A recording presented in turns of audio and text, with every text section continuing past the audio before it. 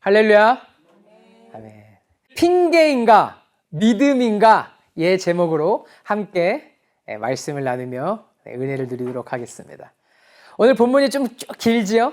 그래서 먼저 좀 전체적인 큰 그림을 먼저 살펴보고 좀 이렇게 좀 하나님께서 숨겨 놓으신 금은보화 같은 은혜를 발견하기를 소망합니다. 오늘 이야기는 크게 세 부분으로 나눠져 있습니다. 첫 번째는 22절부터 27절까지의 말씀인데요. 예수님을 향한 질문들이 쏟아지고요. 그들은 또한 예수님의 말씀에 대한 변명, 핑계를 대고 있는 부분들이 기록되어 있습니다. 수전절에 예수님께서 성전에서 계실 때 유대인들이 당신이 그리스도면 밝히 말하라 따져 묻습니다. 그들은 자신들이 믿지 못하는 이유가 마치 예수님이 애매하게 말씀하셨기 때문인 것처럼 변명을 대면서 핑계를 대면서 말하고 있는 모습입니다. 자, 그리고 두 번째는요, 28절부터 38절까지가 두 번째 단락입니다. 예수님의 선포와 증거가 기록되어 있는 말씀인데요. 예수님은 그들의 변명에 대해서 너희가 내 양이 아니라서 믿지 못하는 것이다. 직설적으로 명확하게 말씀하셨습니다. 그리고 내 양을 내 손에서 빼앗을 자가 아무도 없다. 양을 주신 분은 하나님 아버지신데 나와 아버지는 하나다. 곧 예수님께서 하나님이시다라는 것을 선포하신 부분입니다. 자, 그리고 세 번째는요, 39절부터 42절까지입니다. 빛과 어둠이 갈라지는 부분이에요. 종교 지도자들은 신성 모독을 주장하면서 예수님을 또 돌로 치려고 달려들었습니다. 반면에 어떤 이들은 예수님을 따라 요단강 저편 광야까지 찾아와서 침례 요한의 증언을 기억해내서 그것을 고백하면서 예수님을 믿는 많은 부류의 사람들도 생겨나기 시작했습니다. 네, 오늘 저와 여러분들이 읽은 본문 말씀이 이렇게 쭉 긴데요. 22절부터 42절까지 이렇게 세 부분으로 큰 그림을 먼저 이렇게 좀 살펴봤습니다. 어느 정도 이해가 되죠? 자, 보세요. 예수님께서는 요한복음 이 10장, 오늘 이제 요한복음 10장 마지막 강해 설교죠. 처음에 어떻게 시작했죠? 양우리 비유로 말씀을 시작하셨죠. 그리고 양의 목자가 누구인지, 절도와 강도는 누구인지를 비유를 들어 설명하셨습니다. 또한 예수님께서 친히 양의 문이 되셔서 양의 생명을 지키시는 분이시다. 그분께서 우리의 죄와 모든 사망을 위해 양의 문이 되셨다. 십자가를 지심으로 예수 그리스도 통하는 자는 하나님 아버지께 나아가실 때 천국을 누릴 수 있다라는 것을 말씀해 주시면서요. 비유로 말씀해 주시면서 또 반대로 절도, 강도, 도둑은 양들을 멸망에 이르게 한다고 말씀하셨습니다. 자, 이제 예수님은 점점 더 구체적으로 말씀을 하시는데요. 비유로 말씀하시다가 이제는 구체적으로 어떻게 말씀하시냐. 나는 선한 목자다 말씀하십니다. 그리고 삭구는 목자가 아니다. 삭군이 누구이냐? 라고 하시면서 가르침을 주십니다. 그리고 오늘 본문 말씀, 예수님은 더 이상 그 어떤 것도 숨기지 않으시고 밝히 말씀하시는데요. 나와 아버지는 하나이다. 즉, 나는 하나님이다 말씀하십니다. 사람들의 반응은 갈렸습니다. 긴가민가 했던 사람들은 점점 더 확신이 생기면서 예수님을 믿게 되는 사람들이 생겨나기 시작했고요. 믿지 못하는 자들은 신성모독의 죄목을 뒤집어 씌워서 예수님을 돌로 치려고 했습니다. 자, 보세요. 예수님 입장에서도요. 천국 아니면 지옥이죠. 요한이 그렇게 말하고 있잖아요. 빛 아니면 어둠, 천국 아니면 지옥, 딱 두 가지를 명확하게 선명하게 얘기하고 있습니다.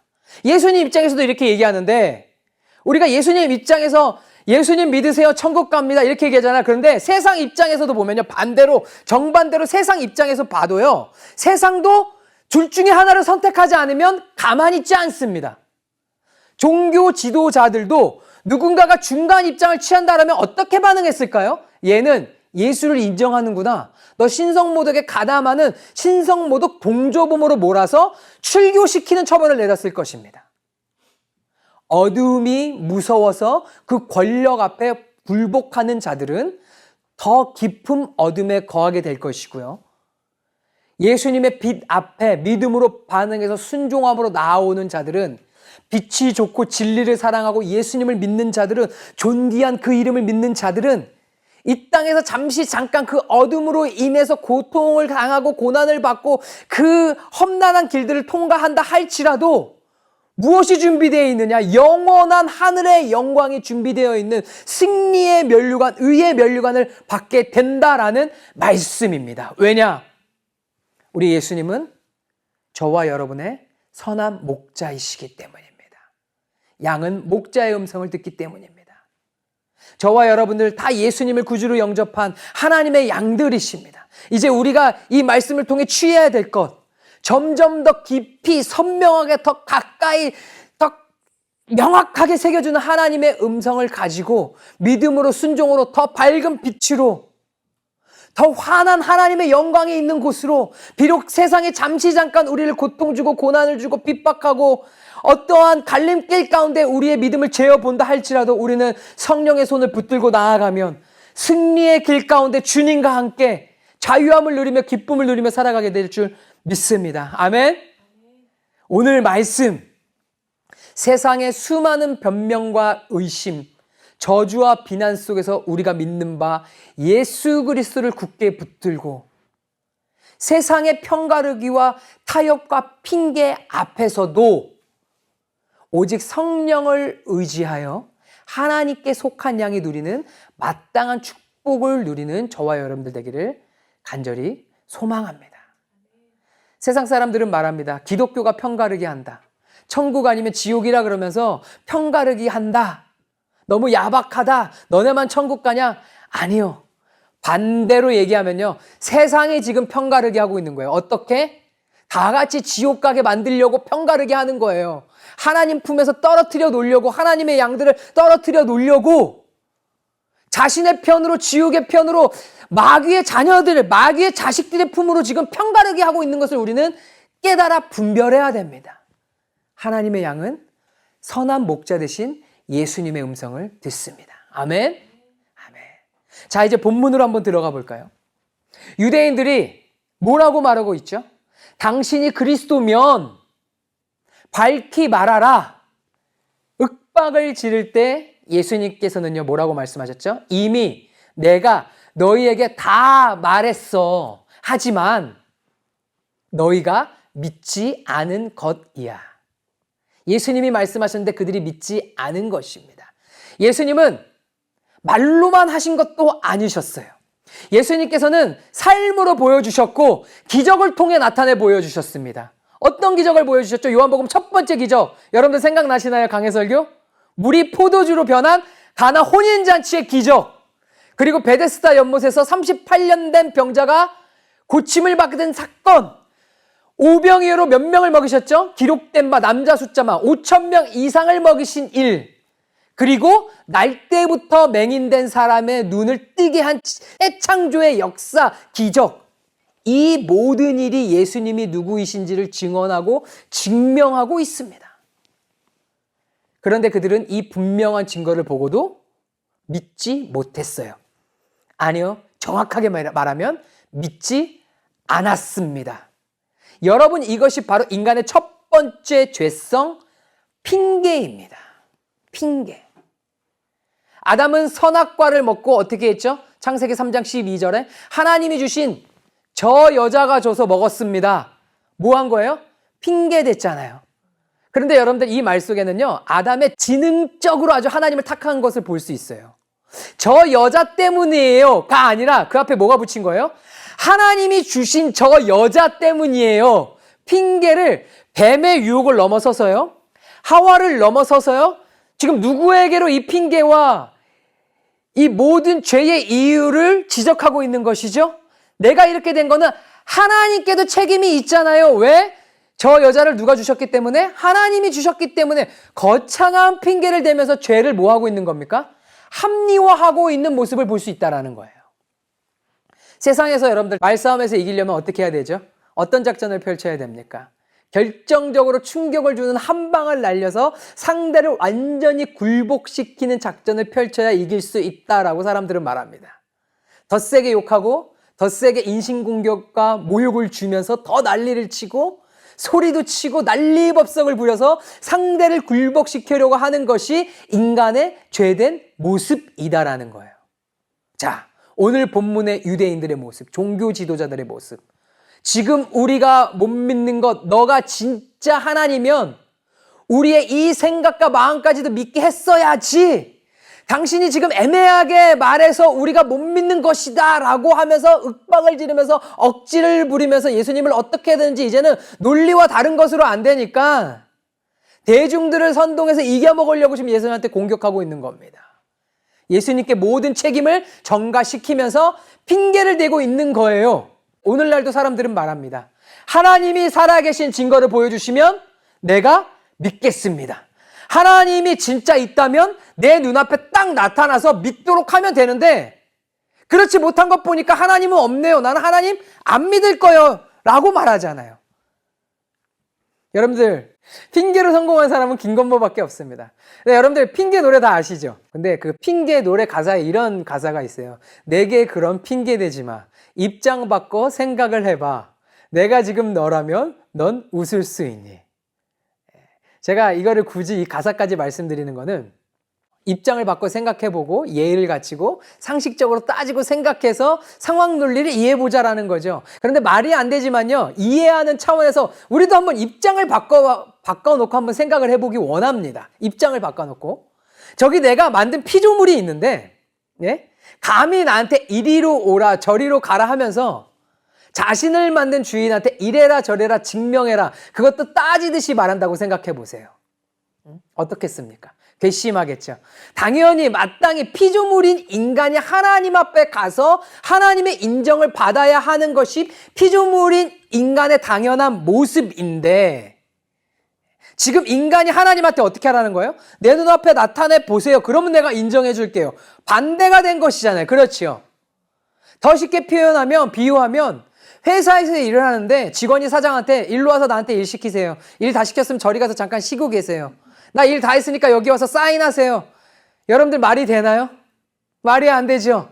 우리 하나님이 사랑이 넘치시고 인격적으로 우리를 대해 주시다 보니까 피조물인 인간이 딴짓하고 한눈 팔고 세상에 물들어서 하나님을 몰라보고 있으면서 감히 하나님한테 나타나라, 말라, 증명해라, 뭘 보여달라, 들려달라 한다라는 것이 말이 되냐라는 것입니다.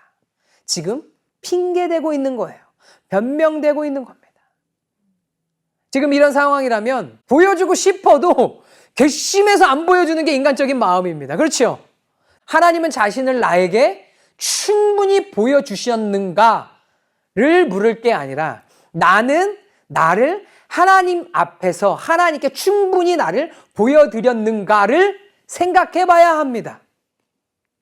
내가 믿어주는 게 아니지요.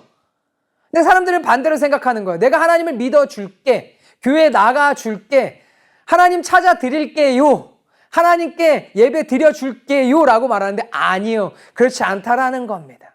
하나님께서 인간을 창조하신 목적 우리가 마땅히 하나님께 영광도 올려드리기 위함이지요. 이거는 마땅한 우리의 모습인 겁니다.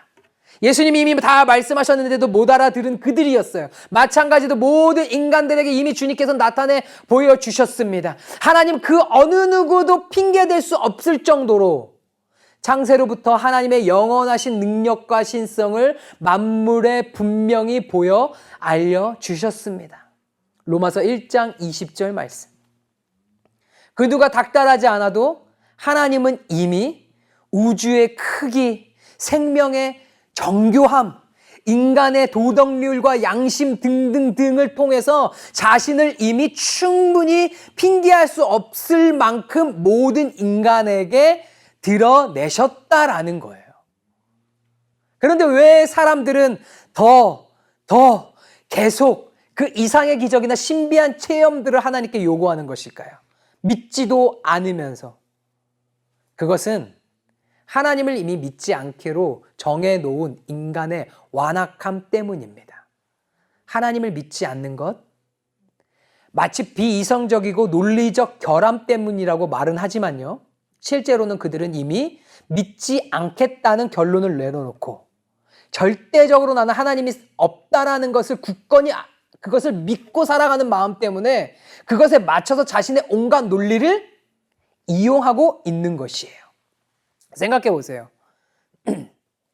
반대로 생각해 보면 내가 믿고 싶어 하는 것, 그 어떤 이유와 논리를 합리화를 다 해서 스스로 착각이라도 해서 그것을 믿어보려고 하는 모습이 우리의 모습입니다. 그렇죠? 그래서 가끔은 우리 가까이 있는 분들하고 논쟁을 하기도 하잖아요.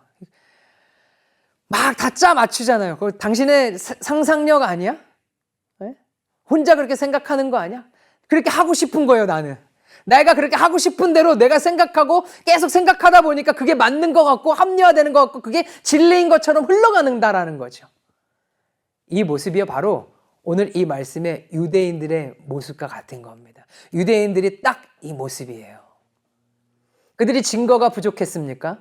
요한복음 2장부터 보면요. 평생 살아가면서 한번 있을까 말까 한 일이 일어났는데 그런 일이 있었다는 이야기조차 들어볼까 말까 하는 일을 직접 두 눈으로 보고 경험했음에도 불구하고 그들은 뭐라고 말하고 있죠?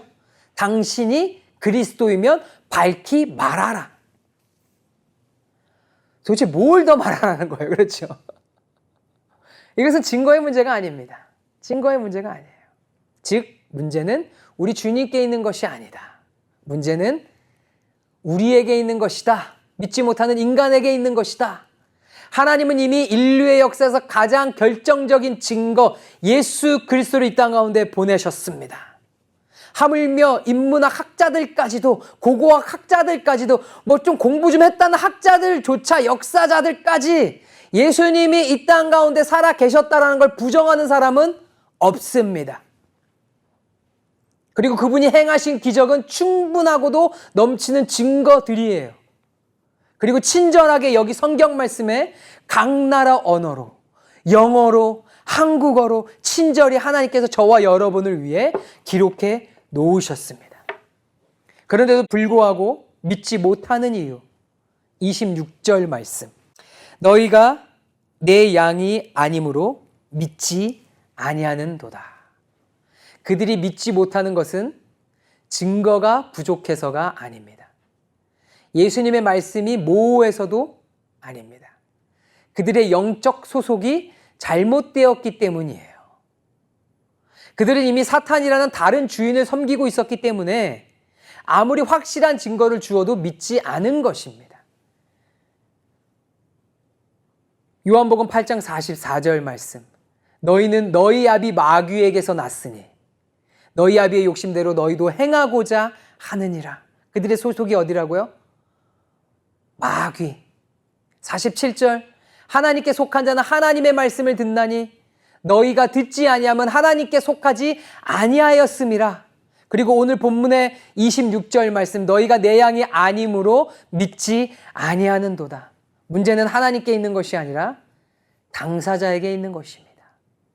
27절 예수님은 말씀하십니다. 내 양은 내 음성을 들으며 나는 그들을 알며 그들은 나를 따르느니라.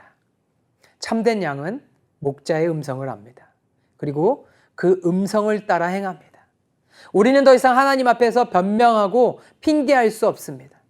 환경이 어려워서, 상처가 많아서, 아무도 나를 안 알아줘서, 아무도 나를 안 신뢰해줘서, 내가 에이시안이어서, 이민자여서 이 모든 핑계를 다 내려놓아야 합니다. 문제는 환경이 아니라 나의 영적 소속입니다.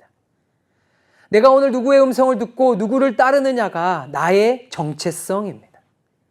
핑계하는 자가 아니라 믿음으로 따르는 참된 양이 되시기를 축원합니다. 의심하는 회의주의자가 아니라 믿고 순종하는 하나님의 참 양이 되시길 예수님의 이름으로 축원합니다. 28절과 29절 말씀 볼까요?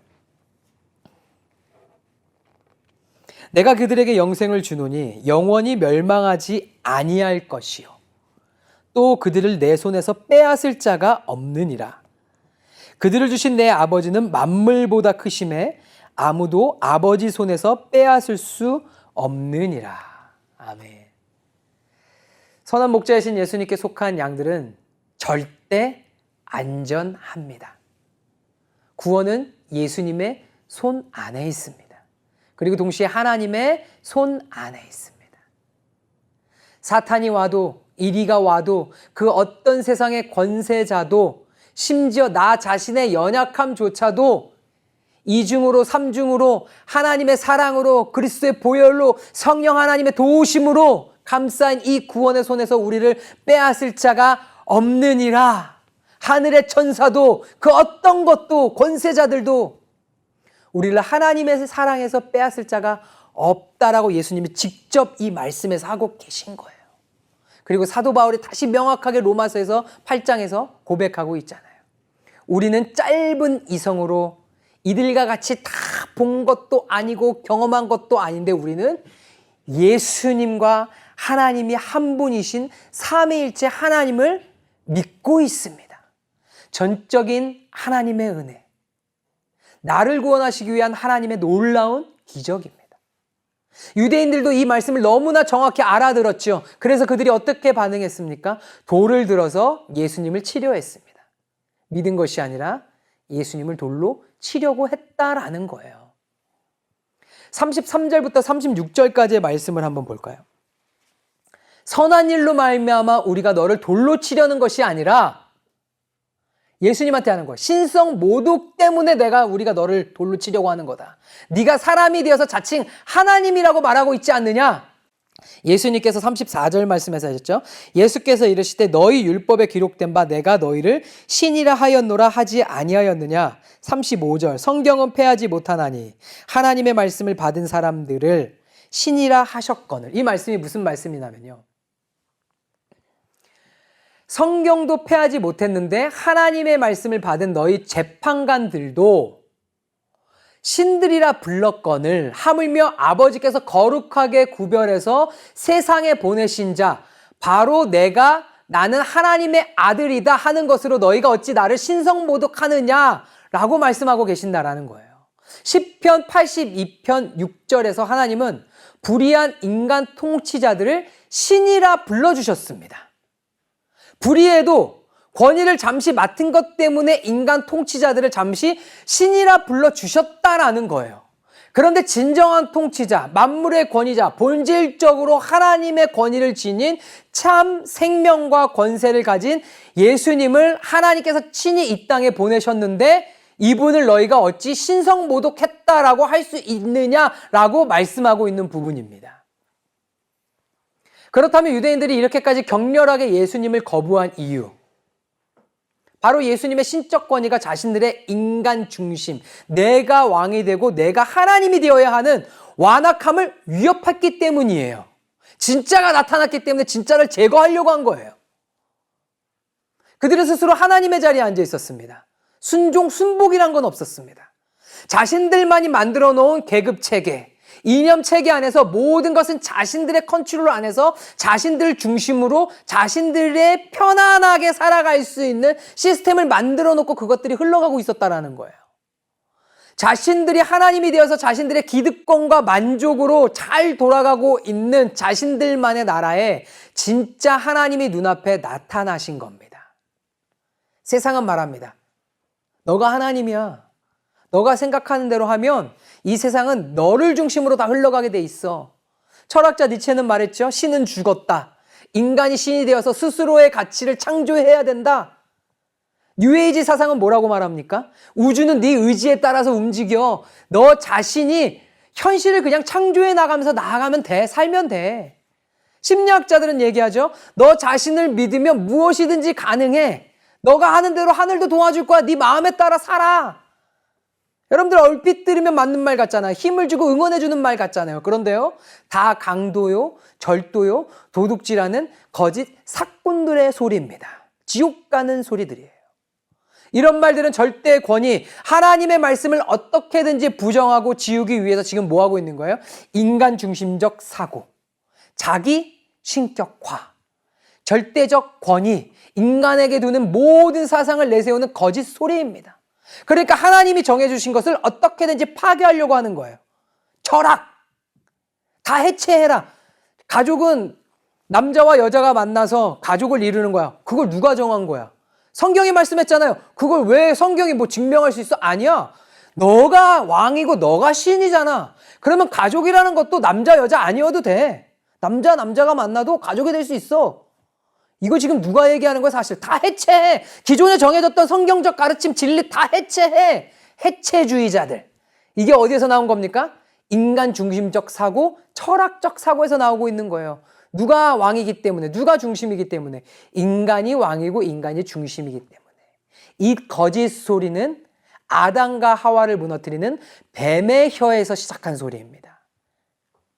이것이야말로 가장 끔찍한 신성 모독의 죄예요. 나를 앞세우는 거 누구보다? 하나님보다. 네, 맞아요. 우리는 불가능이 없습니다. 그렇죠?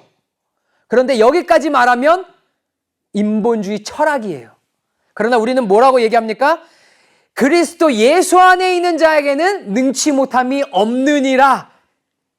이것은 믿음입니다. 성령이 역사하십니다. 나는 할 수 있어. 나는 모든 걸 할 수 있어. 라고 말하면 인본주의적 정신승리의 이념과 사상의 구호입니다.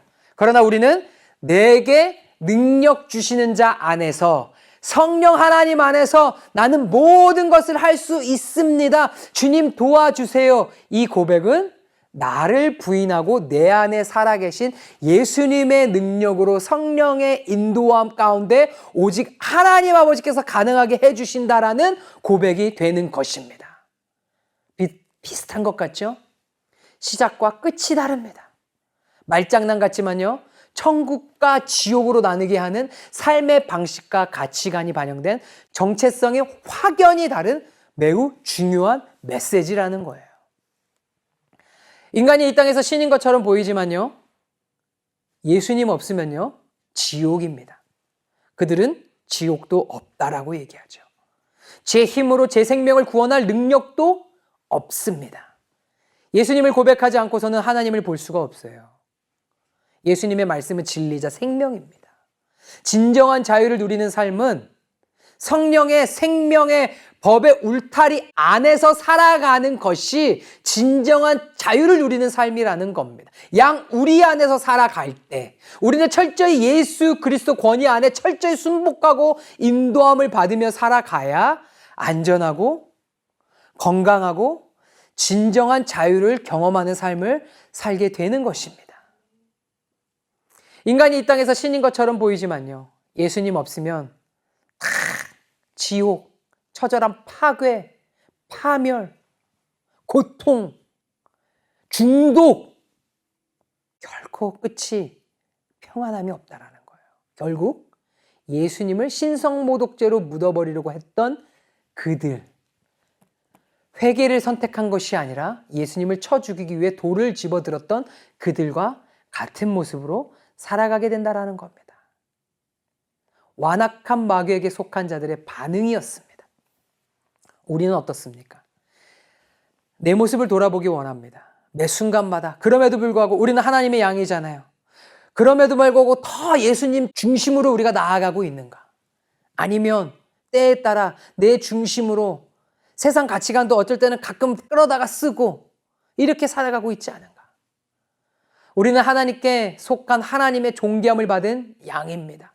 그러면 하나님의 질서만을 따르면 되는 것이에요. 성령의 생명의 법만 따르면 되는 것입니다. 눈에 보기 좋아 보이고 쉽고 편안해 보인다고 사꾼, 거짓 목자, 뱀에 속한 세상 분위기에 휩쓸려 가서는 안 된다라는 것입니다. 우리의 삶이 신성모독의 삶이 아닌 오직 하나님께 영광을 돌리는 삶이, 온전하게 성령의 인도하심을 받는 삶이 되어야 될 줄 믿습니다. 철학에 따르면, 심리학에 따르면, 통계에 따르면 이 아니라 오직 말씀에 따르면, 예수님의 가르침에 따르면 이 말씀을 앞세워서 인간의 완악함과 죄들을 믿음으로 이기는 우리 모든 성도님들 되시길 예수님의 이름으로 축원합니다. 아멘. 아멘. 38절 말씀입니다. 다 같이 한번 읽어볼까요? 시작. 내가 행하거든 나를 믿지 아니할지라도 그 일은 믿으라. 그러면 너희가 아버지께서 내 안에 계시고 내가 아버지 안에 있음을 깨달아 알리라 하시니. 그래, 내 말이 청 못 믿어오면 내가 그동안 너에게 보여줬던 내가 한 그 일이라도 한번 믿어봐. 우리 주님은 그들에게 끝까지 진리를 지금 말씀해주고 계세요. 아까 우리가 얘기했잖아요. 우리는 괘씸해서라도 안 할 텐데 우리 예수님은 그런 분이 아니에요. 돌을 들고 예수님을 치려했던 그들에게 신성 모독이라고 제목을 붙이고 잡아 죽이려고 했던 그들에게 말이 안 통하고 속이에 경 읽는 것보다도 못한 이런 자들에게 우리 주님은 끝까지 진리의 빛을 비추면서 말씀하고 계신다라는 거예요. 하물며 너희일까 보냐. 인간적인 마음에서 우리는 비교하기 좋아하잖아요. 비교 대상도 안 되지만 이런 자들에게 예수님은 진리를 끊임없이 말씀하고 계시는데 기회를 지속적으로 주시는데 하물며 우리는요. 우리는 하나님의 양이잖아요. 이것에 여러분들 다 예수님 믿고 구원받은 존귀함을 입은 자들입니다. 저와 여러분 한없는 하나님의 사랑과 은혜 가운데 살아가고 있는 자들이에요. 그렇죠? 하물며 우리는 그럼에도 불구하고 사실 저는 그렇게 표현하고 싶어요. 이들보다 더한 믿음을 가진 거예요. 우리는 이들이 보지 못한 것을 보고 평생 한번 들을까 말까 한 일들을 그냥 믿음으로 말미암아 성경 말씀을 보고 성령의 감동으로 반응해서 예수님을 믿고 따르는 자들이잖아. 우리에게 더한 은혜가 있다라는 것입니다. 할렐루야. 우리는 비교 대상도 되지 못한다라는 거예요. 하나님께서 이미 예수님의 자녀로 존귀함을 입은 자녀들로 저와 여러분들을 불러주셨습니다. 우리 옆에 있는 분들에게 한번 말해보겠습니다. 당신은 엄청난 사랑을 받고 있습니다. 당신은 엄청난 사랑을 받고 있습니다. 아멘. 네.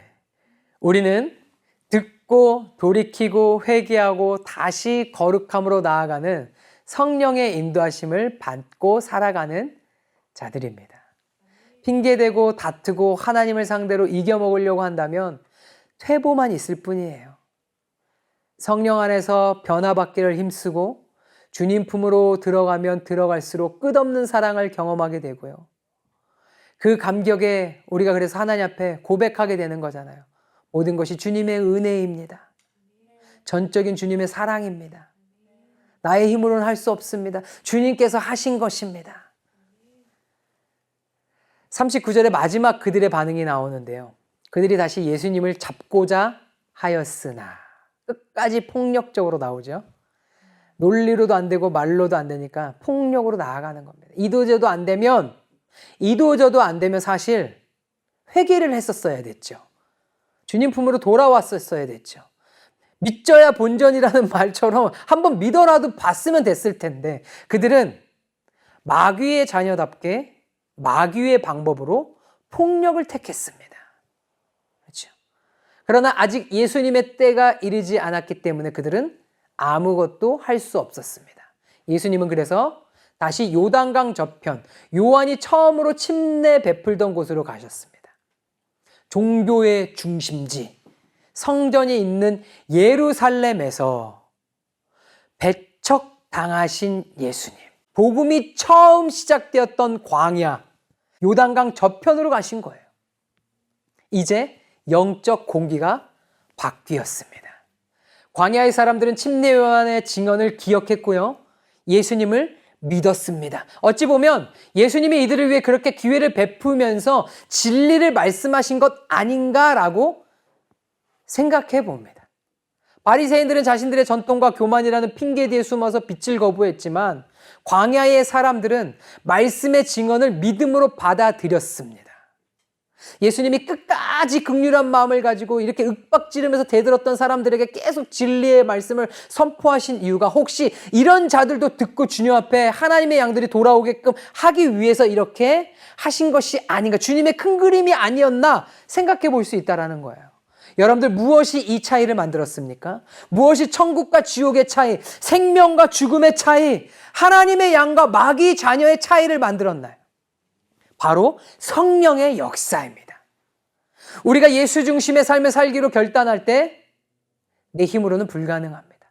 내 안의 교만을 내가 어떻게 꺾을 수가 있겠습니까? 내 안에 뿌리 박힌 나 중심의 사상을 어떻게 내 힘으로 내 스스로 뽑아낼 수가 있겠냐라는 거예요. 오직 성령의 도우심으로 성령의 능력으로만 가능하다라는 겁니다. 예수의 이름, 존귀한 이름, 예수의 이름, 능력의 그 이름. 예수님의 이름 이외에 다른 이름을 우리에게 주신 적이 없으세요. 성령의 능력으로만 가능합니다. 성령께서 우리의 마음의 밭을 기경해 주시고 우리의 굳은 마음을 살처럼 부드럽게 하실 때 비로소 우리는 핑계를 버리고 광야의 사람들처럼 단순하게 믿고 순종하며 선한 목자이신 주님의 길을 따라 걸어가게 된다라는 겁니다. 이 말씀을 대하는 우리도 내 힘으로는 거룩한 행위도 진실한 마음으로 따라 살아가는 그 능력도 없지만 성령이 역사하시면 가능한 줄 믿습니다. 주님, 내 안에 선한 것 하나 없습니다. 하지만 내 안에 내가 붙들 수 있는 것 예수 그리스도밖에 없습니다. 주님, 나는 연약하고 나약합니다. 가만히 내버려 두면 육신에 속한 죄에 속한 길 가운데 빠져들어갈 수밖에 없지만 하나님이 나를 붙들고 계시기에 내가 선한 목자 되신 예수님의 은성을 따라 나아가오니 날마다 성령으로 나를 붙들어 주세요, 주님. 나도 어찌할 수 없는 내 모습을 주님께서 잘 아시오니 나를 붙들어 주세요, 주님. 무너지고 망가지고 더럽혀진 내 모습이어도 성령이 하시면 내 모습 이대로 받아주시는 하나님 아버지의 넓은 품을 경험하게 되는 줄 믿습니다. 믿는 자에게 성령은 일하십니다. 순복하는 자에게 준비해 주신 새 시즌과 새 땅을 경험하는 저와 여러분들 되기를 간절히 소망합니다. 예수님이 하시면 돌로 쳐 죽이려고 하는 죽음의 순간들도 강 저편으로 나아가게 되어서 하나님께서 영적 공기를 바꿔주시고 새로운 시즌을 맞이하게 하시는 다음 스텝으로, 그 다음 스텝이 어떤 스텝입니까? 더 깊이 있는 하나님의 마음으로 나아가게 되는 축복이 준비된, 하늘의 선물이 준비된 그 영역으로 나아가는 은혜가 있다는 겁니다. 오늘 우리 앞에도 부인할 수 없는, 거부할 수 없는, 핑계댈 수 없는 수많은 증거들이 있습니다. 요단강 저편의 사람들처럼 비록 모든 것을 다 보지 못하고 다 이해하지 못할지라도 말씀이 그러하다 하니 그 말씀이 예수님을 통해 성취되었으니 나는 주님을 믿습니다 고백하는 저와 여러분들 되기를 소망합니다. 핑계를 버리고 믿음을 택하시길 축원합니다. 의심을 버리고 기록된 말씀의 증언을 붙드시길 예수님의 이름으로 축원합니다. 예수 그리스도의 권위 앞에 순복하고 성령의 도우심으로 선한 목자 안에서 아무도 빼앗을 수 없는 그 영원하고 생명 넘치는 구원을 붙들고 성령을 붙들고 주의 은혜를 사모하며 갈망하며 살아가는 축복을 누리는 우리 모든 성도님들 되시길 예수님의 이름으로 축원합니다.